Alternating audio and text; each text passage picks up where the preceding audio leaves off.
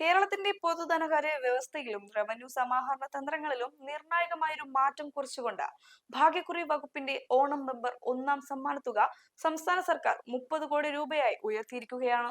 കഴിഞ്ഞ തവണ 25 കോടിയായിരുന്ന സ്ഥാനത്താണ് ഈ വലിയ വർധനവ് വരുത്തിക്കൊണ്ട് സർക്കാർ ഔദ്യോഗിക ഉത്തരവിറക്കിയത്. ടിക്കറ്റ് വില 500 രൂപയായി നിലനിർത്തിക്കൊണ്ട് തന്നെ സമ്മാന ഘടനയിൽ വരുത്തിയ ഈ മാറ്റം വരാനിരിക്കുന്ന സാമ്പത്തിക വർഷത്തെ റവന്യൂ ലക്ഷ്യങ്ങളെ മുൻനിർത്തിയുള്ള വ്യക്തമായ ഭരണപരമായ നീക്കമായി വേണം വിലയിരുത്താൻ. വരും ദിവസങ്ങളിൽ ലോട്ടറി ടിക്കറ്റുകളുടെ ഔദ്യോഗിക പ്രകാശനം മുഖ്യമന്ത്രി നിർവഹിക്കുന്നതോടെ ഈ പുതിയ പരിഷ്കാരം പ്രാബല്യത്തിൽ വരികയാണ്.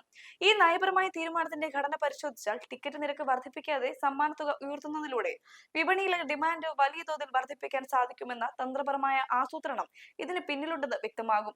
മൂന്നാം സമ്മാനം 25 ലക്ഷമാക്കി നിശ്ചയിച്ചതും വിവിധ പരമ്പരകളിലായി ഒന്നിലധികം പേർക്ക് 1 കോടി രൂപ വീതം രണ്ടാം സമ്മാനം നൽകാൻ തീരുമാനിച്ചതും കൂടുതൽ ഉപഭോക്താക്കളെ ആകർഷിക്കാൻ ലക്ഷ്യമിട്ടിട്ടുള്ളതാണ്. 90 ലക്ഷത്തോളം ടിക്കറ്റുകൾ വിപണിയിലിറക്കാൻ ലക്ഷ്യമിടുന്നതിലൂടെ വലിയൊരു തുക ഖജനാവിലേക്ക് നേരിട്ടെത്തിക്കാനുള്ള ധനശാസ്ത്രപരമായ ഫോർമുലയാണ് ഇവിടെ നടപ്പിലാക്കുന്നത്.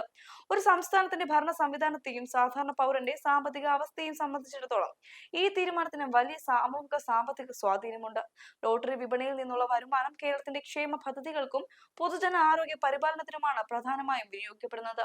അതുകൊണ്ട് തന്നെ ഈ വരുമാന വർധനവ് സംസ്ഥാനത്തെ താഴെത്തട്ടിലുള്ള ജനവിഭാഗങ്ങളുടെ സാമൂഹിക സുരക്ഷിതത്വത്തെയും വികസന പ്രവർത്തനങ്ങളെയും നേരിട്ട് സഹായിക്കുന്ന ഒന്നായി മാറും.